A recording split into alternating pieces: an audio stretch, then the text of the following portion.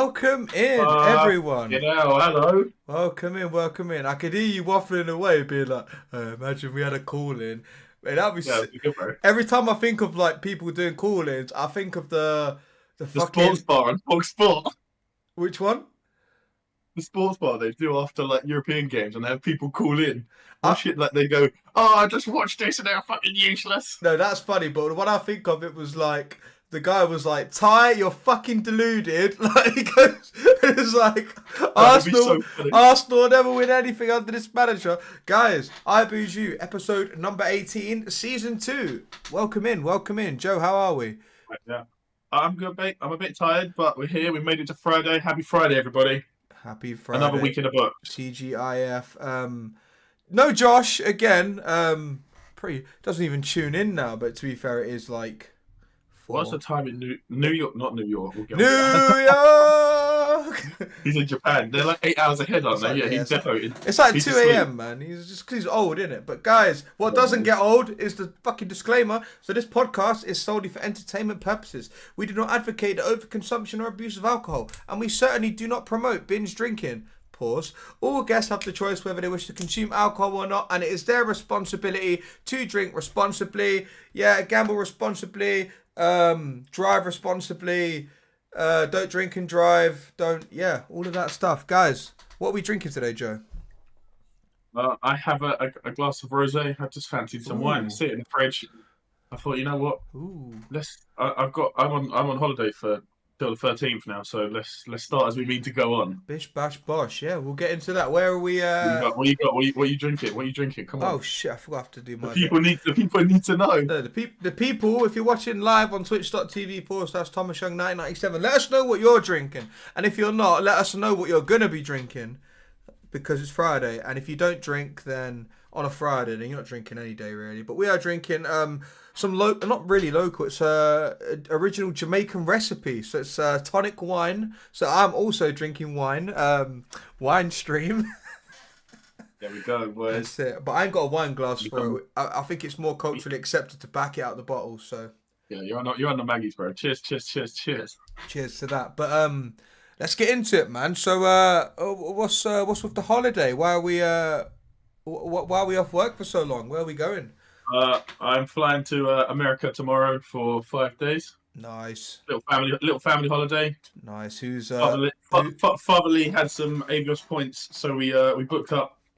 We're flying at 20 past 8 tomorrow, so that's gonna be an early start. So I'm gonna try and pull an all-nighter just because I'm feeling devious. early start on the beers? So who's going from the clan? You, Dad, I'm assuming. Me, Dad, Mum, sister, all 4 of us. And we haven't had a family holiday together for a little while, so it'd be nice to So have correct the me if troop I'm wrong. together. Was the last family holiday when the Aprols were getting sunk?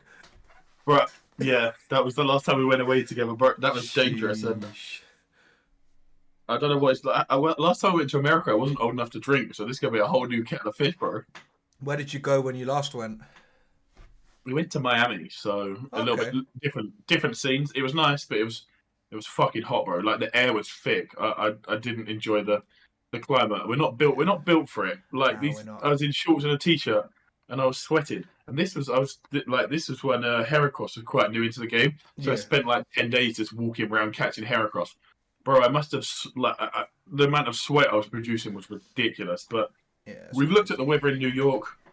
It's very up and down. Some days 28, some days meant to be pouring it down with rain. So I'm packing after this, and Oh, you're I'm packing. gonna have to, yeah, always. But packing the suitcase, I'm gonna have to bring a mix of stuff. But no, it should be good.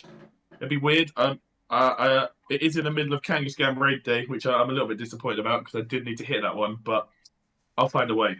Surely I'll find some gyms in New York. We've just go on campfire and see what local groups are around you. Surely they're not as not as good as Loughborough and Wickford combined. Nah. The thing is, I had a look, but there's like 100 different ones in New York because I guess Yeah, it's it's so fucking big. loads, yeah, man. It's massive. Loads of people obviously just go to New York specifically to play the game. But yeah, no, that sounds good. Do you ever? I was having this conversation with someone the other day. Not about pogo, about just like the weather. Because you know, us Brits love talking about the weather, especially when you're at work. It's one thing we have in common. It passes the time, yeah, yeah. we all experience the weather. So I'm like, weather's nice, but yeah, in general. So Loughborough's had a little bit of a heat wave, and I was saying quite a few of the locals had come back from Benidorm, and it was like, oh yeah, it was lovely out there, and it's about the same now in Loughborough. Not at the minute, it was like a few days ago, but UK hot is so different to everywhere else. Like it's so muggy and East House is clammy. not built for the heat either. The No, house is built to keep the heat in, so you're yeah. fucked because you sit there and the house just holds all the heat. Apparently, it's been the hottest May on record. So And then big up climate change. and then the other way round. So like I think me and Josh had this conversation off stream. It was so like Loughborough experiences. So when there's heavy torrential rain, obviously we have canals nearby and whatnot, little rivers and whatnot. And they get flooded in, and it's been like a big issue for ages. Where there's some like local elections going on and stuff, and loads of people saying, "Oh yeah, we're gonna sort out, and we're gonna address the measures and stuff in terms of what we do in response to flooding and all of that." That's as far as the politics goes on this podcast. But yeah, my point was, Yeah. so fucking, we're not built for really hot weather, like you said, and we're not built for like rainy weather. We're built for like mild sort of mild temperatures, like 10, 12 degrees. 12 Yeah, degrees is probably like the max. we're built for the shitty British weather. So We anything really that's not are. like that's not what shit you expect, it just throws a curveball in. Like you're Yeah. sitting in the office, it's fucking baking or it's cold. You're like, I can't. You can't get it right. It's either too hot, too cold. Yeah, there's no fucking Never happy. there's no pleasing everyone, like we've said obviously many times. Like, you know, someone's going to be unhappy if it's snowing, someone's going to be buzzing if it's snowing. When it's hot, great, get the beers in, beer garden weather. When it's hot for other people, oh shit, I'm ginger, I've got to stay inside. Like, you know, there's always going to be someone that's unhappy with something. But yeah, no, I'm excited for you. How long did you say you're going for? 5 days? Yeah, we come back on Thursday, so Oh, it's a bit of a decent. quick trip, but it'd be nice. There's a decent amount of time. Got Why some days off after to recover. why New York? Was that just Basically, when you have these Avios points, you're a little bit limited to where yeah, you can fly to because I think they allocate certain flights and seats that you can use for these points. of course, So yeah. like, because originally we wanted to go to Nashville, but there's just no flights. So No nyash for you. we know we're going to New York, but no, it'll be cool. It's a change of scenery, so it'll be cool. No, it's, You sounds. got any bank holiday plans, or are you just is that business time for you? We're just expected to work in it contractually, but no, so nothing too exciting planned. So I'm working tomorrow, working Sunday, both during the daytime, and then I think I'm working during the evening on Monday. It's pretty much just work for me, like nothing really planned in terms of like holidays or travel until Paris. So yeah, sort of just working, saving, you know, stacking the Yeah, bread. I So mean, when we go to Paris, we Paris could is have a good yeah, time. it's quick. It's quick on the horizon, bro. Like you blink and it'll be time. So I Yeah, man. wouldn't worry. We'll be there soon. We will be there no matter what. Soon touch Paris. But right, let's move on to some of the pogo-y stuff. So we've had two relatively big-ish announcements. Obviously, a lot of people are speculating about what both the Community Day and the Shadow Raid Day would be. We'll start with the Shadow Raid Day because more people probably speculated about that. It's Shadow Raid Reggie Gigas. Joe, what are your sort of thoughts, initial gut We reactions?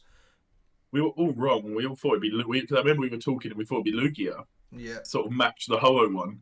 If I'm honest, I feel like it's a bit disappointing. But Like I'm not. it's It doesn't excite me. it's the best normal attacker in the game, no? Yeah, how often do you need a normal attacker, bro? Come on now. What is Like no? I'll do What is normal super effective against? Nothing, I swear. nothing. Yeah, yeah, yeah. That's why Nothing. it's normal. It's dead. Yeah, It just hits things. But like, cool, I'll do some and I'll host it for the people. But yeah, like, it doesn't excite me if you know what I mean. Like, yeah, I didn't go what like when it was Ho-Oh, I was like, oh, that's kind of sick. yeah. But these Reggie Gigas, it's just going to be Reggie Gig ass. It's gonna be not that ass. interesting. Just like you're not not going to use it for that much. You can't use it as like a gym defender or anything. You Nah. get the shadow shiny will look cool because it's like purple and the things are And the purple, purple so shadow. Yeah, purple on like purple. it will look cool. Like everyone likes a shadow shiny, so like, you can't complain there. I'm just really intrigued as to why they went Regigigas, to be honest. But I guess it's in line with they've done the 3 other Reggies on the weekends. And they've had Reggie Gigas in the Giovanni special research as well. So obviously they only really have that pool to select from. So when I got man saying it's going to be Dialga, I'm like, you have to save Dialga from Giovanni first before it's going to end up in raids, and you have to save technically all the shadow Pokemon you're saving from Giovanni and Team Go Rocket, but it has to be in Giovanni research first before they're gonna offer it out as a raid day option. Like, it's never realistically. I think they didn't go with Lugia because they had a Lugia raid weekend fairly recently. I think it was like last year or something. So maybe they thought Yeah, it was too soon for that. I only had someone tell me that relatively recently. I'm like, you know what? Fair point, because it was like it wasn't a raid day. It was kind of like how um the shadow raids are at the minute. I think it's Reggie Rock at the minute. It's kind of like how they are 6 till like yeah, they're just there in it. But the 5-star, the current 5-star, still like there'll still be Crostelios over the weekend. Now it's Tapu Fini. Sorry, there'll be Tapu Finis, and then there'll be like Reggie Rocks there. Like, it's a bit inconsistent as to what you get. But yeah, Reggie Gigas is a bit of an L, to be honest. But you know, it's another event. We go for it as hard as we possibly can, and yeah. see what happens on the other side. Yeah, as I said, it didn't like blow me away, but like these events, you play these raid days because You get it's a it good done. it's a good easy way to grind candy and resources really. Because like Yeah, where we are, you could do 6 raids in an hour, so yeah. like in 3 hours. You can still get, if you're a bit quick, you can still get your 20 odd done, and that's what I think with the Dynamax. Dynamax Weekend got announced, but we knew it would be that anyway because we've had Raikou and we've had Entei. But with the Dynamax Battle weekends, when they're like 6 a.m. till 9 p.m., you sort of have to limit yourself down to a time a bit. But I don't think there's no real reason unless you're seriously grinding candy for it and you've got like 100 you need to max out. But once that's Yeah, maxed out, even then you probably don't even need to. Like, you don't need to max out a Suicune Dynamax. You don't need to max out an Entei Dynamax. Raikou you can make a case for because it's decent for other things, but there's still better electric um, Dynamax and Gigantamax is either out or due to come out. So yeah, it's one of them. It's sort of each to their own with some of these past few max battle events and raid day events. Obviously, Kangaskhan we've touched upon before. Like, you're only really gonna need them if you don't have it for the decks. If you want to re-roll it and try and trade for a hundo, if you want to trade it with friends that don't have a regional because it is technically a regional mon, or if when they actually fix Mega Master League, you're going to run it as a mega, your mega in that rotation, yeah, or if yeah, you yeah, play Show 6, which majority of the player base do not play Show 6 Master League. So yeah, yeah, 100%. yeah, it's one of them ones. It's kind of an L. And then I don't know. I don't know how I feel about Poor Me Community Day. Like, the teacher, I've not looked at Poor Mot in terms of, okay, is it going to be good now, a brick break? Probably not, because otherwise I would have seen it on Twitter. But what are your thoughts on Poor Me Com Day? It's a new Um, shiny, which is always good, but yeah, I mean, I'm surprised it was poor me. I thought it might be Quaxley, Quaxley, the duck. but I mean, it's something different. Like, I mean, they haven't spawned that. Like, they spawned a lot, but I feel like it'd be a good time to just get the candy for it and that. I don't Yeah. know if it's that useful for anything, but it's sort of like one of them ones where you can get the shiny and you can take it chill. But what's the bonus? Is it like It's, XP or no, it's, so you get some extra. I think the community days have improved because remember when you used to get one set bonus? So it was your yeah, XP Stardust. So this time around, it's quarter hatch distance on the old eggies. So yeah, just after we've had like Tinkerton in eggs events, yeah, and another sort of like the Toxels back in eggs, so we can class it as another hatch event. Like, just when we've had few things in eggs, have another fucking what's big the event, majig yeah. egg event or hatch event, whatever you want to call it. But yeah, so it's quarter. It's definitely quarter distance in terms of the other stuff they do. I'm trying to find it. Go on the blog post, but they have 2 times catch candy because they know the candy is quite important. I think they've got like you're able to evolve them by walking. I think a kilometer Yeah, now, so it's quite. that's a nice bonus because obviously you have the require dropping the requirement is always nice because it means it's easy to evolve. You can get it in the decks Yeah, done. So like you could, I feel like this is one of them community days where like if you're not that interested, you can play for a bit, get shiny, evolve a poor me into the final stage, and you're yeah. done. But if you want to grind it, if you like poor me, you can grind it. The thing is, I'll just grind a community day regardless now because I realise that like. Right, it's good. Like you never know because you'll sit on a fat stack of candy and you don't even have to catch that many. Have a mega or a prime one depending on what the mon is. Right, get your incense on. Laws will be down. You know, just like if you fast catch and you're able to catch a decent amount in 3 hours. If you catch like even like 500 for some people is a lot. But if you catch any more than that, then with the bonuses, if it's weather boost, you'll be sitting on like a fat stack of candy and enough candy to max it out if you need to max it out. So you can't really do much else. All it really is a stat pad, like in terms of, just getting your catch medal up, getting your catches up. For some people, they use it as opportunities to win the showcase because Yeah, obviously yeah, they have the all them sort of thing showcases. you can grind. Yeah, I don't think it's that bad to be fair. Obviously, Quaxley would have been nice because I've been waiting for Quaxley for a little bit because I do yeah, me too. out of Quaxley, Sprigatito, and for Coco. I love Quack. I don't know if you can see. My man should be there somewhere. Quaxley. I can't find him. Let's go get Quaxley. But yeah, Pormy is okay to be fair. I wouldn't be surprised because the next one's Community Day Classic, isn't it? Like the next one's Which, the next one's Com Day Classic, I think this month. Um, yeah, I so don't know that's what that could that's be. rumored to be Machop. Look what could have been. Cold Plusser, yeah. Wait, Quaxley's cool. We'll get it we'll get it eventually. I got Quaxley But in Sweden. I'm if like, it's a Machop classic, that'd be cool because Machamps are always useful, even if like they're not the premium fighting type anymore. well, we used all our candy Um, to build Dynamax Machamps. the So Dynamax one, yeah, the it's least they you could always do. want to top up for candy and XL candy because like I've got loads of hundos and stuff that I've caught, and I just the more candy you get for it, the more likely you are to max it. So That's true. That's if it true. was Machop, I would not complain. Well, Machop candy, like you said, is always useful. Machop stuff like Machop, Metagross, so we'll say Machop, Beldum. Even though there's like better skill counters now, like the Necrozma Duskmane, better Yeah, fighters maybe like Lucario and arguably Conkeldor and stuff like that. There's better counters now, but that candy will always be useful because they'll yeah, always be decent, like for yeah. raids, especially if you're They'll never starting be out. It's good.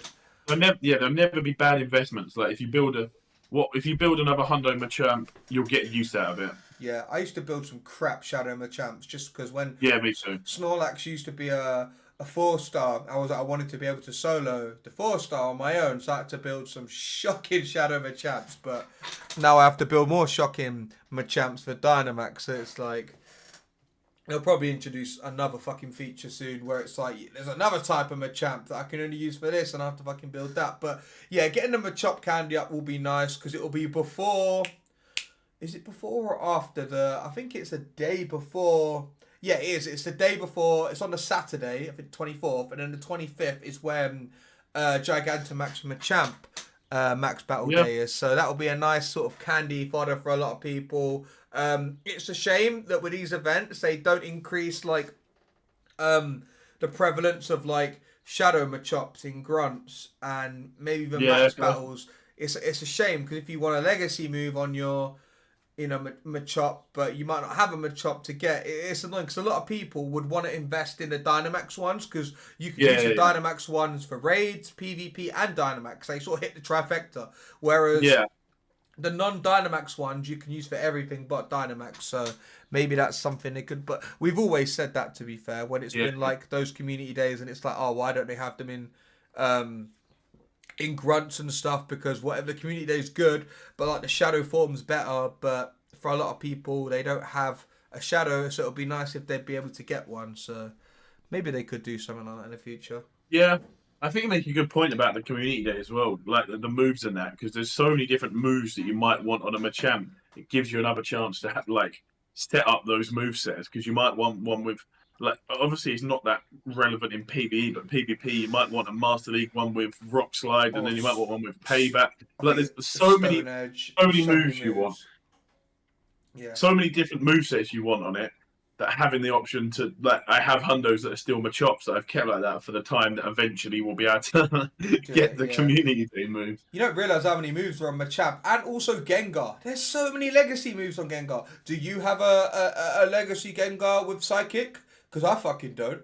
Like, who the fuck does? Like, but they're legacy moves. It's crazy. No, but, like, there's some of the legacy moves, like, you're definitely TMs that, but, like, there's just better Psychic attackers than a Gengar with Psychic, so I don't think it's worth a ETM. But I think it was the first ever move it got. Yeah. You always just have things you always have to consider. Do you know what I mean? It's like, oh, my Gengar doesn't have Lick, and if I ETM it to Lick, it gets like plus 0.1 DPS or something. So it's not raids, that worth it. Just use Shadow Claw, man. It ain't hurting you.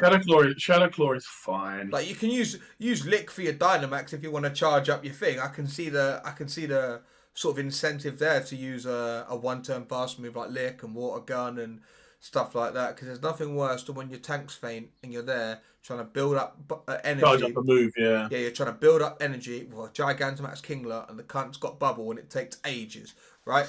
But you're missing Snorlax, you're missing Chansey. Are you telling me you haven't ETM'd your Kingler to have Mudshot? I do not have a Mudshot. No, actually, I don't have I've not ETM'd one of my Gigantamax Kings or Dynamax, but I have a Mudshot Kingler.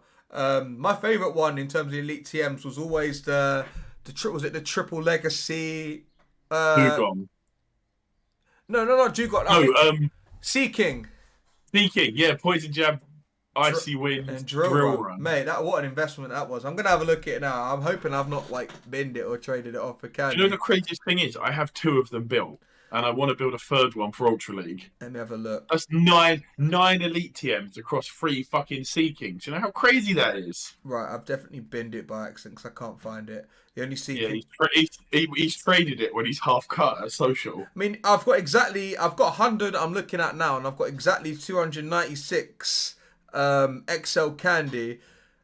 I could work on a triple legacy for Ultra League. I think you should max it right now, bro. What, a triple legacy Sea King for Ultra League? Max that Sea King right now. Come on, do it for bad. Max it right now. Right. Let's get it up on the screen. Where's it gone? It's what Josh would have wanted. This is for Josh. He loves maxing things, so we're gonna. What should I'll find something to max as well. Let's max something for Josh. It's only because I've got exactly 296. It's the only reason we're doing it. But it's got Peck and Ice Beam, so I'm have to spend a few TMs and unlock a move for it and everything. I mean, I've had this since the 3rd of December 2020, and it's not fucking max. This is an old one. I find an old Hundo and max one of mine. Let's do it in Josh's honour. I need to put some elite TMs on it though. Bro, I don't know what to max out. Let me make sure I can mirror my thing properly. Max out a Heatran. That's old. Nah, we need something else. We need something else, mate. This Sea King maxes out at 2444, so I want to use it for Ultra League. I have to best buddy the cunt, so I have to put it on the best buddy tag now and work on it. Alright, let's see if the burger screen comes up.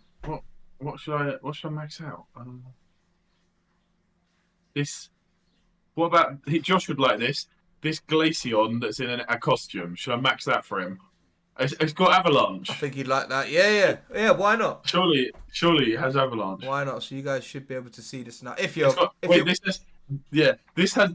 the Hundo Glaceon with the fucking cape on, and it has the Legacy Water Pulse. I'll max that. Let's do it, guys. If you guys are listening back on Apple Music Podcast, you'll be able to see obviously this footage on YouTube. If you're listening back on Spotify as well, for context, I'm about to max out a Hundo Sea King.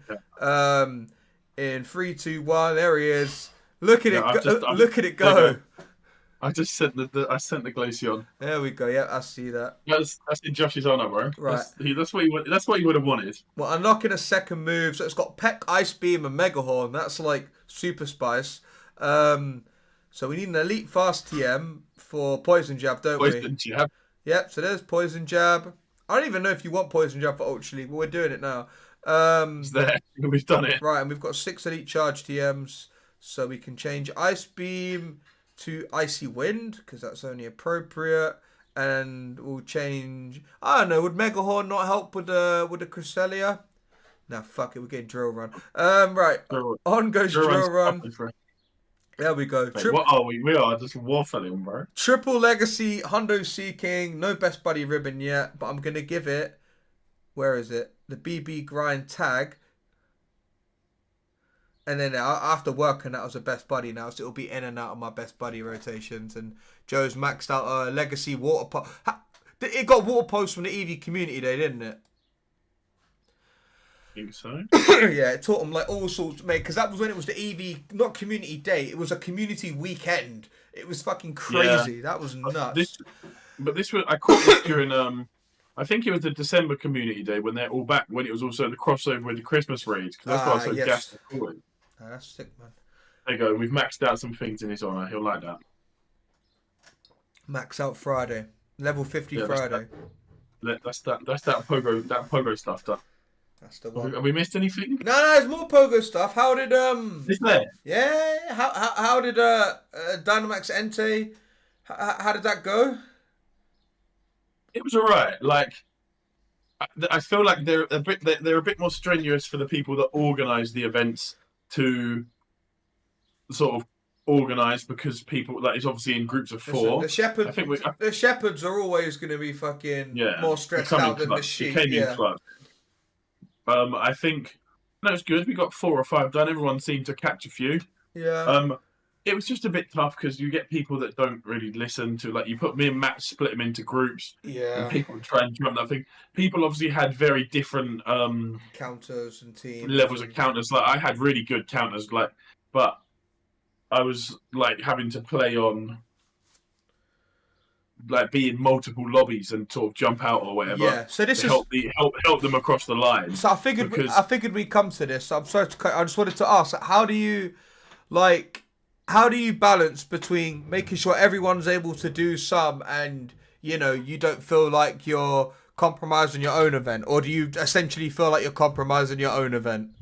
I mean, because I didn't really care that much about the Entei, I was happy to give up my own event and knowing that I can blast through them to get people. Because people have travelled, there's people that I hadn't seen before that have come down. And obviously, you know what it's like when you're trying to grow these communities. We want people to want to come back. So we were trying to accommodate as many people as possible. The only thing that did my head in is people would, like, follow the group, but they'd be like 200 meters away and try and join these groups and sit there and try and snipe lobbies with 2 people. And me and Matt in the campfire, we made it quite clear, be here at this time and we'll organise you into a group so you can get them done. Yeah. And when you've got people that are, like, sitting 200 meters away, you don't want to say hello or anything, it makes it impossible. No, and I'm sitting there with like 8-10 people and they're trying to organise what they're doing anyway. I can't also go out my way to run over to these people and go, right, come and do this. So, like, we had a big mix of accounts, but between us, we managed to, like, get people through it, and I think everyone managed to get a chance at an Entei. So all in all, I think it was a successful event. It was a lot more casual than, like, if, say, me, you, Josh, and one other wanted to go and hit 10 Enteis an hour. We could easily do that.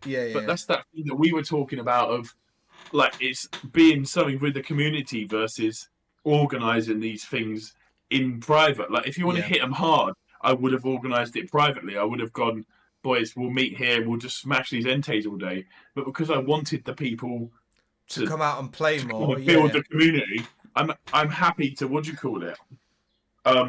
Compromise to a degree, but like you said, you didn't mind because it wasn't an event that you were particularly I wasn't devastated, and I wanted to go and play a bit of Community Day, because even though the vanilla Community Day was kind of meh, you want to go and catch them. You want to go and catch them shiny. You want to catch them shinies. You want to get some grinding. We've had mossy lures all around the park, so we wanted to go and get some apples. Get some apples. So, like, we did 90 minutes maybe of Entei. Yeah. I mean, we got fucked with the power spots, because the day before I checked on the power spots. Ours were really good, and then they fucking... The ones in the park were there. I was like, perfect. There's 3 in the park. We can just bounce between them. we check it on Sunday morning because we run our event on Sunday to coincide with Community Day, and they're all fucking gone. Yeah. So we're having to walk. Like, it wasn't that far. There was 4 like up the road, but it was just, it's not as nice as walking round the park. But you just do what you can, and that goes back to that thing of we accommodate for people. Because I could have gone, yeah, fuck this, we'll cancel this, and I'm going to go and grind with some friends in town because it'll just be easier, and we can just blitz them. Yeah. But it wasn't really the point. Like, at this point, like me and Matt, we like to get the community involved. So yeah, we did that.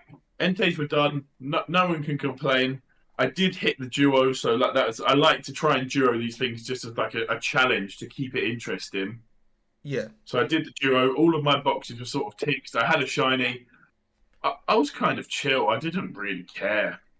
No, it was a weird one. I didn't give a shit either because it was like Entei, even if it's Dynamax or not, Entei's not relevant for anything. Like Gigantamax Charizard in this case is better. There's Dynamaxes, there's Dynamax Darumacas.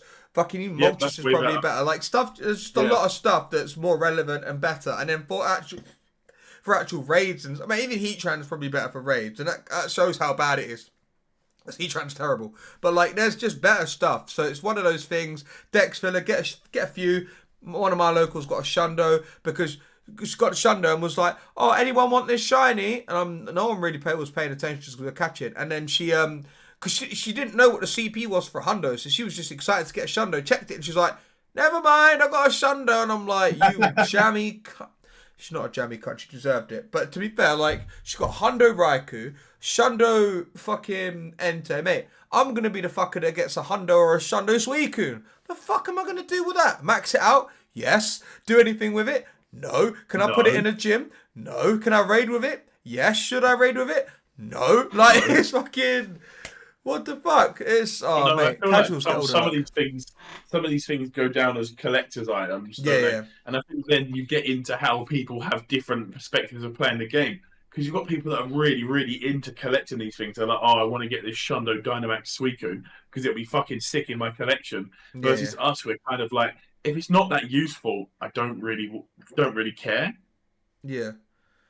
But that goes back to that thing. It's a game. You can play the game how you want. There's no judgment on if you want to go crazy on the Entei's, and if you did 100 Entei's or whatever in the weekend, good for you. That's actually sick. Well done. Yeah. But like, if you got one and we're done with it as well, also that's sick. Congratulations. You played the game how you want. Yeah. Who cares? Yeah. No, it's one of them. Each to their own. It's all relative. Which is sort of going on to like my next point. So we'll exclude Suicune out of it because we've sort of spoke about the Dynamax. In terms of the Gigantamax, where are you like sort of sat on that in terms of, are you like adamant on going elsewhere and playing, or are you like, you know, someone that wants to, you know, same with a Dynamax, keep playing around your local area and I hope that one day you're never even going to consider playing elsewhere and you're going to get people constantly coming out and turning out for Gigantamax in and around Wickford or maybe Chelmsford if you decide to play that. What's the consensus on Gigantamax in a minute? Decided. Gigantamax, like I've often gone to Woolwich to meet up with Josh and the boys because like, I mean, it gives me a chance to see them. Yeah. But also, like, you're in London, you can't compete with the spawns in more rural areas. Yeah. So if you really want to hit them hard, you have to go into town. And if that's something you want to do and how you want to grind it, that's cool. But I think also, I could play in Wickford because, like, if I'm not there, you can notice the damage drop off. And I was speaking to Matt about how Snorlax when he was like, it was cool, but it was a little bit ropey at some of them because people like, they don't build the counters. Like, they're not like us where they go, oh, I don't care, I'll build them a champ that's 3 stars, but it's 12, 11, 14 because I know that the damage will still be fine. Yeah. I'm happy to build them because I know it will do the same job. But you get people like locals that refuse to build anything at 800. It's not that they aren't grinders like us, but they don't have the resources available to them. They might not have the money we want to put that we choose to put into the game. Yeah. To be able to do these things. So I understand. I'm not going, oh, everyone should have level 50 Machamps, and if they don't, they're a bozo, because people play the game differently. It's not I'm not going to judge them. But I think if I was to go to a Wickford one, you'd get much more like there's an instant 25% damage there or Oh something, yeah, yeah, yeah. just because of the stuff that I've built and the time I've spent building these counters, and I sort of take pride in making sure I have these counters, if you know what I mean. Yeah, yeah. No, that's fair enough. So like Machamp, what's the are we decided on where we're playing Machamp, or is it still a bit up in the air at the minute? I haven't really decided yet. I don't know what Josh is doing, but and like if it's it depends on the date as well because I have quite a lot of things coming on, and obviously it costs me money to go into Woolwich and stuff and spend the day Of there. Like course, yeah. whereas for me to drive 5 minutes down the road to go and play with my locals is nothing. This is So this is what I'm trying to. Weirdly enough, I'm trying to explain to Eva because I'm like, she's always like, why are you always? She's like, who are you beefing now? Why are you always beefing your locals? I'm like, I ain't beefing no one. I don't beef no one. I do things that I think make sense, right? And I'm a big believer of like just common sense, and a lot of people weren't born with it, and it shows, right? So we had we've been discussing a few things. Like I said to you off stream, like we made like an admin chat to try and like spitball ideas or like bounce off each other, pause just to see what everyone else is thinking. Because I'm someone that's obviously I'm not free to play. There are people that are free to play, but are quite new to the game, as in they don't have like the stuff built that I do. And there are some people that have like relatively good counters. They're level 50s, but they are classed as free to play as well. They don't really, do much outside of the free stuff that they give you. Any tickets they've got, someone else has got them and stuff like that. So we've been sort of spitballing ideas, see what people feel like. Generally, I was asking people like, right, just asking, so how many would a casual be willing to do in like, a 3 hour time span, and how long would that take? Like, I want to know because like realistically, right, as much as you can say you don't want to exclude anyone by moving too quickly and doing yeah, all this. yeah, yeah, You don't want to lose your hardcore players as well. And I think for us, like most of our hardcore players would, or class as hardcore, as in they've been playing longer than I have, as in they've been playing either from 2016 or at least 2018. So they've been playing for the best part of 7 years minimum.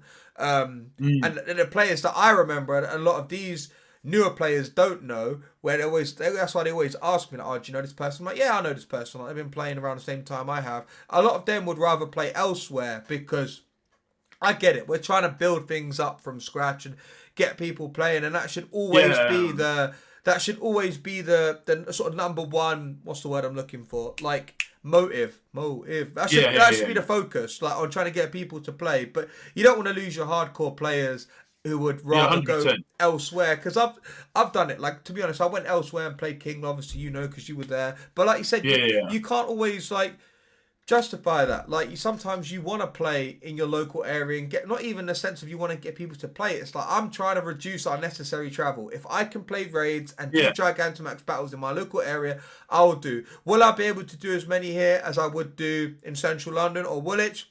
No. I'll say probably not because I'm like, who knows? Machamp, we may fucking hit the ground run and smash it, but I doubt it. But it's one of them where I have to sort of weigh up the pros and cons of it. I'm like, Yeah, it's gonna 100%. it's gonna take time to get people to want to keep coming out and playing, and then Yeah, yeah, yeah. subsequently, if you're moving too quickly through it, you're gonna end up either losing those people, or those people will just be disengaged, and may even go as far as stop playing the game, which as far as fostering a wholesome and active community goes, that's the last thing you want is people not playing Yeah, the yeah, yeah, game. But definitely. what's the sort of numbers like in Wickford? Not in terms of like events specifically, but like the player base. Like how many? If you had to put a rough guess, how many active Problem players is, would you say there it's are? very up and down because like, obviously we're quite near to Basildon, so Mm. some people go there. Yeah, Like on big events, we can get like 40, 50, 60 people because the park is so good for grinding. But I think people like that they don't always want to spend the 3 hours grinding this thing. And I think where they're trying to build a Basildon community as well, and like fair play to them, people were coming from Basildon to play in Wickford, but now they have a Basildon community. They're playing there. But like we had, I'd say 10, 12 people for Entei, which is pretty good it's all right. considering Yeah, we penned it as community. And there's other people that obviously Campfire is good, but it doesn't always give you an accurate number who's going to turn up because you always get them locals that turn up that but they just aren't on Campfire, so you sort of just have to deal with it. Yeah. No, I get you. Sorry, So I was like zoned out. we have a healthy player base that we'd be able to do most things. I think me and Matt are very lucky because most of this raid content we can do with two people. So we go, me and Matt will turn up, and anyone else can come and join in. Yeah. But no, we have a. It's not massive. Like it will never be as big as London and stuff. But like we have been trying very hard to like build this community, and we put these posts in community. And I've got to give a massive shout out to Matt because he puts the way he writes these posts and stuff that he puts into a lot of the campfire posts. It's incredible. Like we've sort of had a recce of other local groups, and nobody puts the detail in we do. So like, I feel like we prepare our players a lot more than a lot of other people do. And at the end of the day, you're fighting against convenience, aren't you? Because Essex is very, it's a big area, but you're very near to each other. Like you know what it's like Braintree's next to Chelmsford, and Yeah. then like if you're in Chelmsford and you wanted to go to Wickford, it's not that far. But why would you go? Why would you do that, Trevor? So there's a lot of communities, and like you have Wickford, Basildon, Rayleigh, all of them have communities. So you're sort Yeah. of fighting for, not fighting, but like it's not a competition either. But like Nah, you're you're sort of always you're going to it. have these troubles because Well, people will fighting. just go to what's most local to them. Well, fighting might be the right word, but you're not fighting for it. But it's just like a quote unquote either struggle to get numbers because like with us, you know, like I said, a lot of our hardcore players would go to Leicester because they know they can get more done. For as long as that's always a thing, why are they gonna go? Why are they gonna play here when they can go literally get on the bus half an hour, 35 minutes, if that, you know, and just play elsewhere. But and the same goes for like if you travel out and you know hit a big city and you know want to play and do more. Like if you want to do more, then that's fair enough. But I guess I don't know. I've sort of found myself in a position where I'm trying to get more people to play, but then also I don't want to compromise my own events and stuff. But I feel like I'm having to, but I'm also having to bite my tongue and not. I'm trying not to upset people, and I'm trying not to ruffle feathers. I'm trying not to quote unquote beef my locals. I don't want to beef anyone. I ain't got fucking time for that. Like I'm too old for that shit. I want people to play the game and enjoy it, but you know you have to strike a balance because if you're doing the only way, like, so we know you can do Gigantamax battles where you live. That's step one. Step two should be trying to get more people playing, doing them, and then as a result of that, subsequently you should be able to fly through more Gigantamax battles quickly. Like the efficient when like you up the numbers, so eventually you need to up the efficiency. Like that's Yeah, how I see it anyway. But I know a lot of people you can disagree with me in chat or if you're listening back, but that's how I see it. You want to be able to obviously you have to manage your expectations and rein them in. Sorry, a little bit,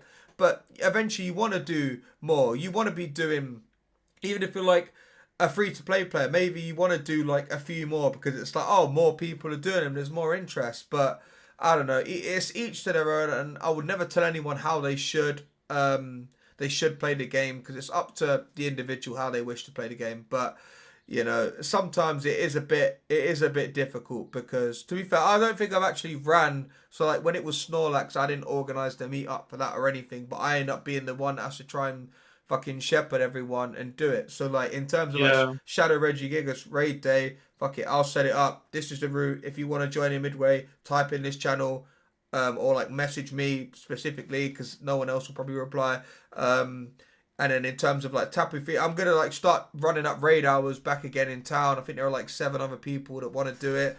Like, just I was trying to get more people playing again. And in terms of like community days, spotlight hours and stuff, they're more of like a social thing anyway because they're very self-operate. You don't need people to do spotlight hour. You don't need people to do community day, but you can follow routes together. You can join parties together and do party challenges. You can throw laws down, like you said, and catch stuff, like more community day stuff or more apples if you put Mozzie laws down. But at the end of the day, it's just about interacting in the real world. And what I try and explain to some of these lot that are gagging for a Loughborough community ambassador, right? Number one, it doesn't matter how many, like they ain't going to look and think, shit, you got 42 max battles done in 3 hours. They don't care yeah, about that. They care that you got 10 people out playing the game. You could have got 3 done in that time. You could have got 33 done. They don't care. You got 10 people out and you have proof that you got 10 people out playing an event and you got them out for the purpose of yeah, playing for their sure. game. That's what they're about.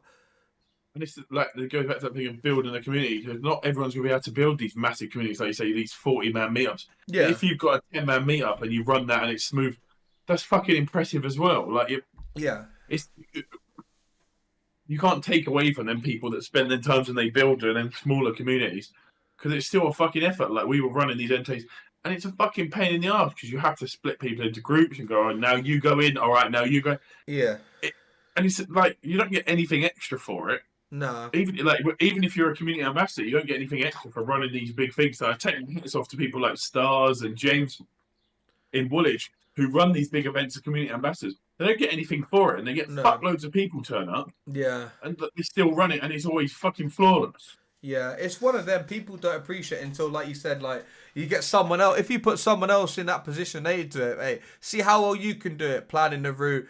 You know, making sure everyone's in the right lobby, making sure everyone's like aware of where we're going next, has enough to do this next. Like just managing all the variables because there's a million different things that could go wrong, and there will probably be like 500,000 things that unfortunately, with the nature of it, do go wrong and they're out of your control. Yeah, But yeah. you kind of just have to like it or lump it because you're not going to be able to appease everyone. Not everyone's going to be happy with it, or some people might have wanted to do more. Some people might not be happy with how quick people are moving on. But listen, it's each to their own. And like I've said before, and I'll say it a million times again, like if you want to do things privately and go run through them quickly, you can do that. Nothing's stopping you. If you want to go to another event, nothing's stopping you. However, if you're at a meetup, there is like But you have to take part. yeah, Like, you can't. it's like an unwritten thing. It's just like if you're there, you are, it's good. We want you to be there. But like if someone's taken the time, like you said, to organize this, whether it's a community ambassador or just people that want to,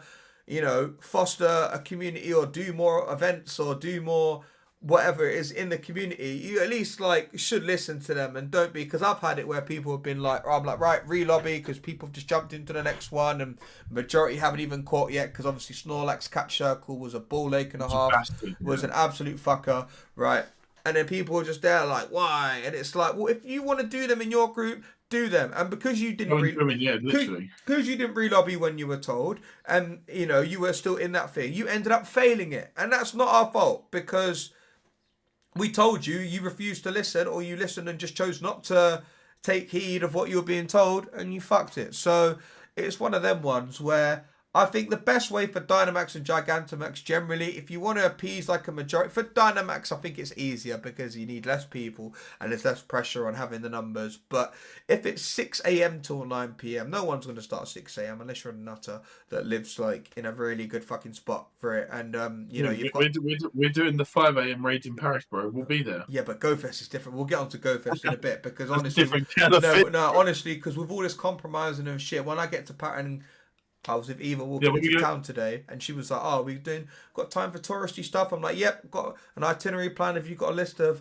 places you want to go?" She's like, "Oh, not yet, but I will put one together." I'm like, "Okay, yeah. When we get there Thursday, we ain't got to meet no one. We can settle down, get some food somewhere, see what's in the area." But in my head, I'm like, You're near me, bro. I'm gonna come holler at you, bro. For raids. Me and Donnie will come. Yeah, we'll come get food. We'll go for a munch, Thursday munch. Yeah, I'll just say I'm going off license to grab a few bits, baguettes, and that. I come back with 50 Zacians. I'm just there like with 50 Zacians, and you're like, yeah, Joe, just come crash at mine. It's fine, bro. Don't worry. I leave Donnie to the gaff on his ones. Yeah, mate. Donnie can entertain. You know what I mean? But yeah, I'm just there. Like I've got the Thursday fucking City one and smashed it out. But like in general, there needs to be some sort of compromise. We'll get on to Paris in a bit. But in terms of Dynamax, it's so you'll get like. If you have like a set time like you would a raid day, maybe 3 hours, same as a community day, 3 hours is a normal amount of time to play. Some people only want to play for an hour, some may even want to play for half an hour. Like you can't really besmudge people for wanting to play the amount they want to play. So like you'll get people playing for the first hour or so, maybe 2 hours, and then once you play that's your meetup. You've got all those people checked in, photo at the start when generally that's when the majority of people are still there. You might gain some people, so then maybe you take multiple photos. Nothing's hurting, nothing hurts. Nothing's stopping you doing that. It can't hurt to do it. But then like once they're gone, i.e. once the casuals have gone away, the hardcore players come out to play, and you can run through them. They might not go down as quickly, but you'll get more done because that's what you intended to do anyway. But I think with Gigantamax it can be quite difficult because you get a lot of people, like with Snorlax, like we said, the catch circle, fucking horrible. But with Gigantamax, you'll get a lot of people that, you know, you'll be waiting around for them catching and stuff like that. And where you need the the big lobbies, generally speaking, it's very hard to like keep going after, because it's only 3 hours. It's not 6 a.m. till 9 p.m. like the Dynamax. So Yeah, it's a proper grind, isn't yeah, it? you need to be more efficient, and this is what I'm trying to get across to people in like a subtle way, without, because people know, like, oh, what was it? Someone said the other day. They were like, oh, it's bad enough like you're a foot ahead of everyone else in terms of stride length. Because someone was like, basically like run to the next one. I'm like, bro, I don't run no more. I used to run. I'm like, I don't run no more. But if you're saying that like I move quickly, like I walk quickly, maybe I either just make walking look hard, or maybe I've still got a bit and I should hit the gym again. But it like, I don't run to the next one. I walk to the next one ahead, so people know who to follow. Like, either I get parents, so like, right, Jack, follow Tom, like, fucking, like, people listen to me because I just, you know, I'm not saying I demand authority or anything crazy like that, but I'm the only fucker that will speak up or say something so people will listen.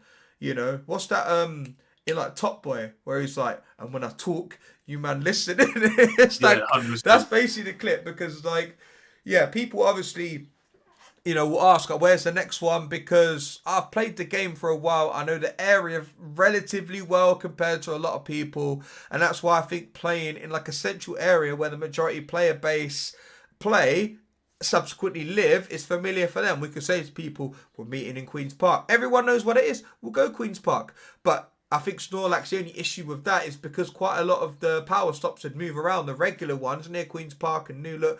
We had to walk a bit to near Southfields Park. It's like, all right, come to this Tesco Express. And the people are moaning, like, oh, we had to walk a fair bit to get there, so we didn't want to walk for much longer afterwards. And also we wanted to get our max particles from other stops, and nothing was discussed about which ones we were doing, and it got to, we'd done like 2 or 3, and then we weren't able to do anymore because we weren't able to claim anymore from the stops. And I'm like, I see that. Now that you mention it, I do see that. I went back to the original event post. Nothing was mentioned. Did I write the original event post? No, I fucking didn't. Did I do the Machamp one? No, I fucking didn't. Will I end up basically trying to do the same thing for Machamp that I did for Snorlax? Yeah. Probably, yeah. But at the same time, like, people need to accept like 3-hour time frame. My time is also valuable. In 3 hours, I want to do quote unquote 3 hours worth. You want to get your grinds worth, especially these 3 hour events. I think if you go hard for 3 hours, you can rest easy. Like, I think Snorlax was a dodgy one because obviously we got that extended time, and I was like, you know what? I've done 3 hours. I'm fucking knackered now. I've gone full out for 3 hours. And obviously, I don't want to do any more. Josh stayed out because he hadn't got the shiny, and that's obviously fair enough. And then obviously that's up to you if you want to still grind another 2 hours. But I was like, bro, I'm gonna go get a pint and get some food and talk to some people I hadn't seen for a while. Like Gavin was down, Karim was down. People haven't. His wife let him out. Yeah. That's what I'm saying. It was. It split my mind last week, but no. Gav came out. He was allowed out, and he put a grind in. Well, I didn't know that. That would have changed. That would have changed everything for me if Gav got let off the leash. Jesus Christ.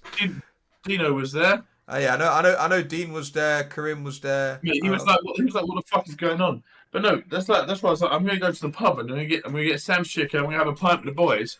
I'm done at 5 o'clock. You do these 3 hours. If you plan it right, and that's the perfect example, if you plan it right and you grind it right, I was done for 3 hours. I was happy. I don't need to do any more. Yeah, we did like an abysmal. I've traded some, so I can't even go and check and see how many I've got in my storage. I caught all of mine. So when people always like, oh, I'm interested to see how many we had it with like Entei and stuff, like, I'm interested to see how many ran from me and how many you caught. Because a lot of the time I upgrade my rewards anyway, but I very rarely get down to the last ball. I usually catch it in the first 4 or 5. I was still hitting excellence on the Snorlax. I was just taking my time with them, whereas some people are just like, wait, my phone, I want to take it off charge. People are just there, like, throwing it loose. I literally, if I knew it was bad, I just ran from it. I didn't give a shit. I was like, this is wasting my time. Because Josh was like, no, next one. I was like, I'd rather grind and get the resources than catch some shitty Snorlax that I'm going to transfer or trade. To play like a devil's advocate, obviously you're fine with that.